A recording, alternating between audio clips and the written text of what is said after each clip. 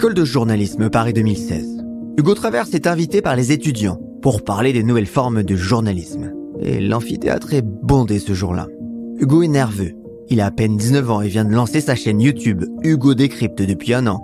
Et c'est donc une de ses premières interventions en public.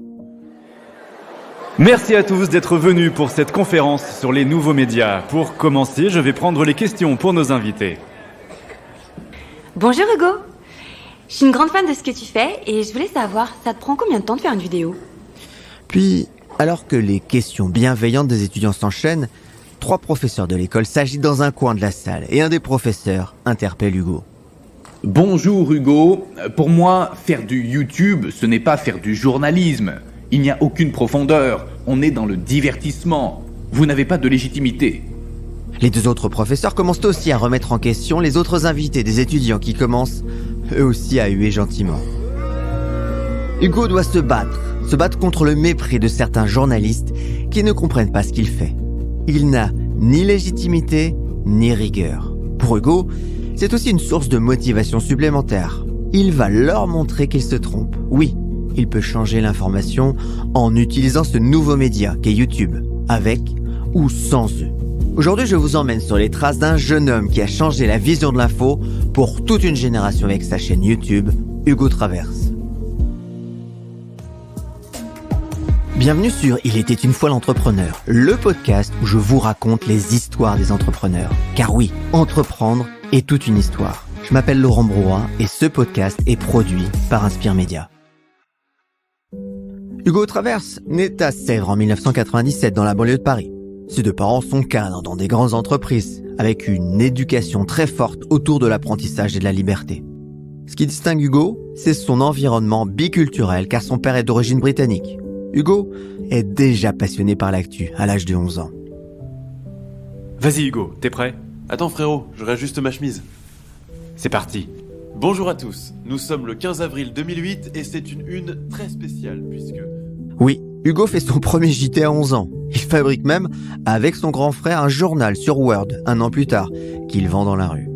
Les parents de Hugo lui laissent une totale liberté et vont même jusqu'à couvrir ses absences quand il sèche les cours pour aller voir le procès Kerviel alors qu'il est en 3e au collège. Mais Hugo bascule définitivement dans les actualités et en particulier dans l'actu politique en 2012 alors qu'il est au lycée.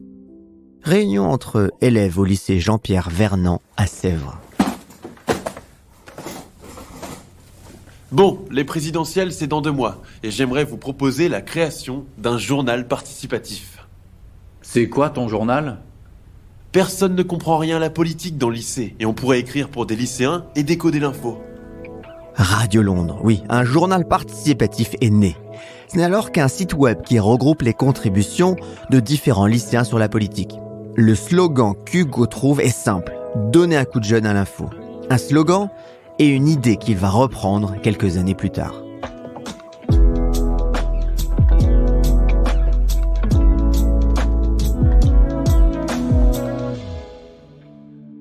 Hugo est un bon élève et réussit avec mention le bac, option internationale avant d'intégrer Sciences Po à Paris en 2015. Il a 18 ans et est déjà plein d'ambition. L'ambition d'expliquer l'info aux gens de sa génération, qui sont tellement loin des sujets qu'il juge importants. Juillet 2015, appartement des copains d'Hugo. Putain, il m'a encore tué. Vous savez que la COP21 a lieu à Paris cette année ? Hein ? De quoi tu parles Hugo ? C'est quoi la COP21 ? C'est la conférence sur les changements climatiques qui va impliquer tous les pays du monde. Vous n'en avez jamais entendu parler ? Non, c'est chiant ton truc. Il sait qu'il a un gros travail devant lui pour expliquer l'actualité à ses copains. 2 mois après être entré à Sciences Po, Hugo lance sa chaîne YouTube. Sa première thématique, la COP21. Il veut mettre un coup de jeune à l'info, mais cette fois, ça ne sera pas un site, mais des vidéos. Et pire, il veut en faire 1 par jour, 5 jours sur 7. Un travail de titan. Problème, Hugo n'a aucune connaissance en montage vidéo, n'a pas d'ordinateur, et surtout, il doit le faire en parallèle de ses études. Personne ne croit à son projet. Faire de l'actualité sur un site YouTube dédié au divertissement est impossible. Et puis, le monde des journalistes ne trouve pas ça très sérieux. Alors, il passe un accord avec un étudiant en BTS audiovisuel, Clément Lano, un ami d'amis, et c'est Clément qui fera les montages, et Hugo qui écrit toutes les vidéos et se filme. En novembre 2015, l'aventure Hugo Décrypte est donc lancée. Pour la très grande majorité des personnes, la COP21 ne veut rien dire, mais c'est une conférence qui va avoir un impact considérable. Il est un des premiers à traiter l'actualité sérieusement, quand beaucoup croient que YouTube est le réseau du divertissement. Il adopte aussi les codes des youtubeurs, face caméra, débit rapide, plan serré, alternance des images. Il n'y a pas de silence. Les premières vidéos récoltent une petite centaine de vues. Mais il a déjà ses premiers fans. En un an, Hugo a 15 000 abonnés, 15 000 fidèles. Hugo s'accroche en parallèle des études. Tous les soirs, il sort sa vidéo. Pourtant, il faudra attendre 2017, l'année du décollage.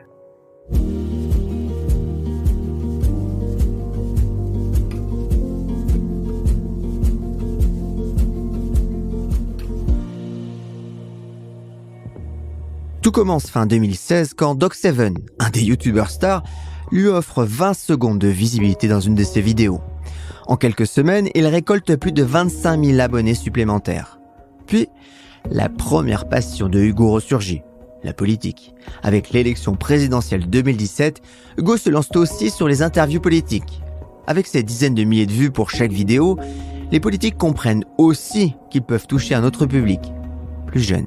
Et c'est Bruno Le Maire, qui brigue alors le poste de candidat pour les Républicains, qui accepte le premier. Merci d'avoir accepté cette interview.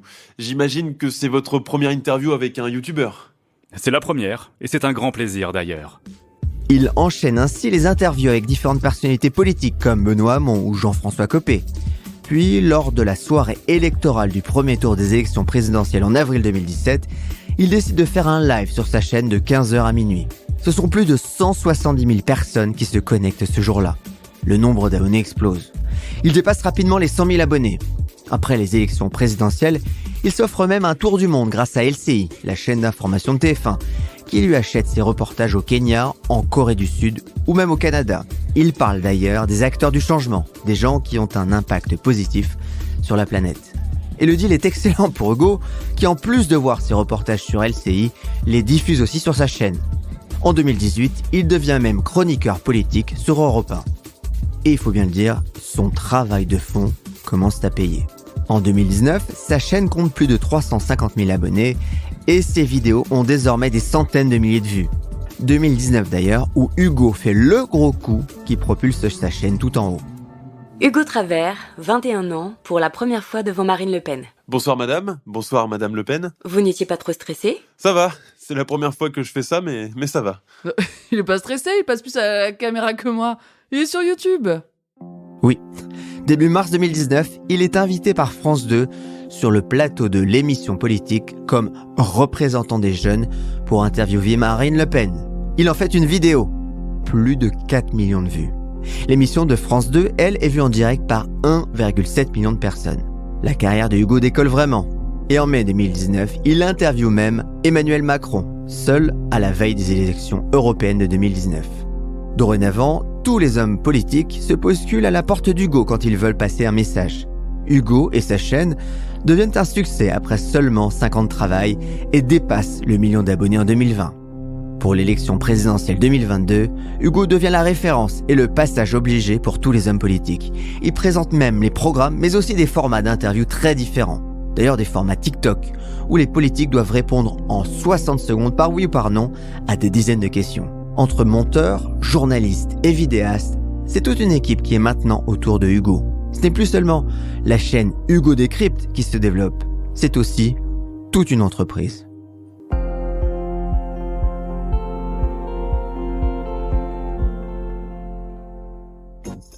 Hugo travaille d'arrache-pied depuis 2015, en plus de Sciences Po, pour lancer et développer Hugo Décrypte. Et il met 2 ans pour se verser un premier salaire. En 2017, il s'inscrit comme auto-entrepreneur et commence à se payer. Ses revenus se partagent alors entre revenus publicitaires avec YouTube et ses piges pour les médias comme LCI ou Europe 1. Mais Hugo a plus d'ambition, beaucoup plus d'ambition. Il accélère sur la monétisation et lance une agence autour de Hugo Décrypte pour faire des partenariats avec des médias et des marques. Il crée alors du contenu dédié pour des marques comme Orange sur le recyclage des téléphones par exemple. Mais il est très strict sur le choix des marques et refuse souvent plus de 95% des sollicitations. Son succès et sa notoriété grandissante font rapidement de Hugo Décrypte un média qui gagne de l'argent. De 70 000 € en 2018, il atteint presque aujourd'hui le demi-million d'euros de chiffre d'affaires et de 1 salarié en 2019, il passe à 15 personnes en 2022. Avec l'explosion des vues sur YouTube, il augmente aussi ses revenus publicitaires, mais aussi les dons qu'il reçoit de sa communauté de fans. Il lance même Frame55 avec un autre youtubeur, Micode et Jean Sabouret, une agence qui accompagne les créateurs de contenu et les influenceurs. Agence qu'il quittera 2 ans plus tard. Dorénavant, la petite entreprise d'Hugo est structurée autour de monteurs et journalistes, des journalistes spécialisés selon le type de réseau social. Il y a ceux donc pour Instagram, TikTok, YouTube ou même le podcast. Car Hugo Décrypte, c'est désormais une présence sur tous les réseaux sociaux avec des chiffres à faire pâlir n'importe quel média.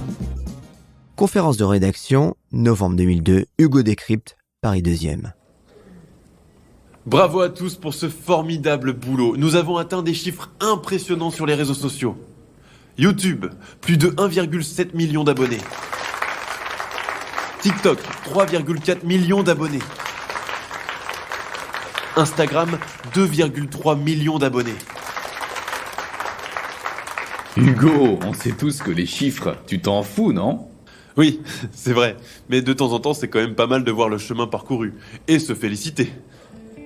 Il lance même de nouvelles chaînes et de nouveaux concepts, avec toujours une seule idée en tête, rendre l'actualité accessible auprès de la nouvelle génération, le tout en restant objectif et crédible. Sa seule et unique mission depuis le premier jour.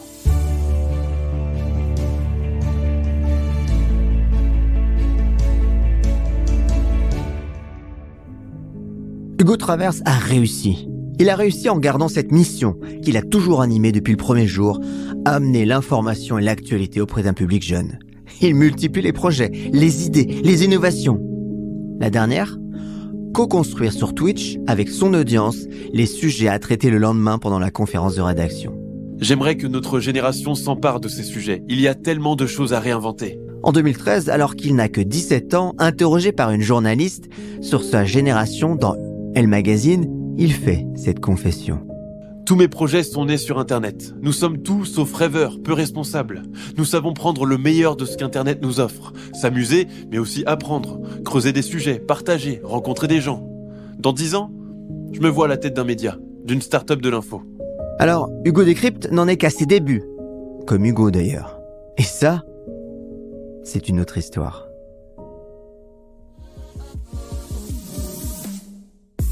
Merci pour votre fidélité. Alors, tant que j'y pense, ce podcast, c'est 3 jours de travail par épisode. Évidemment, tout ce travail, c'est une équipe derrière. Merci donc à Thibaut Viotte, Marie Camier, Sarah Brevet pour l'écriture et Frédéric Ugovicic pour le son, mais aussi tous les acteurs, puisqu'il y a beaucoup d'acteurs, vous l'avez entendu, qui interviennent dans les dialogues. Fabien, Gaël, Jean-François, Céline, bref, c'est une véritable équipe qui travaille pour vous faire les meilleurs épisodes. Pensez bien d'ailleurs à mettre des étoiles et à parler de ce podcast autour de vous si vous avez appris des choses ou si vous avez été inspiré. Et ça, c'est une autre histoire au prochain épisode.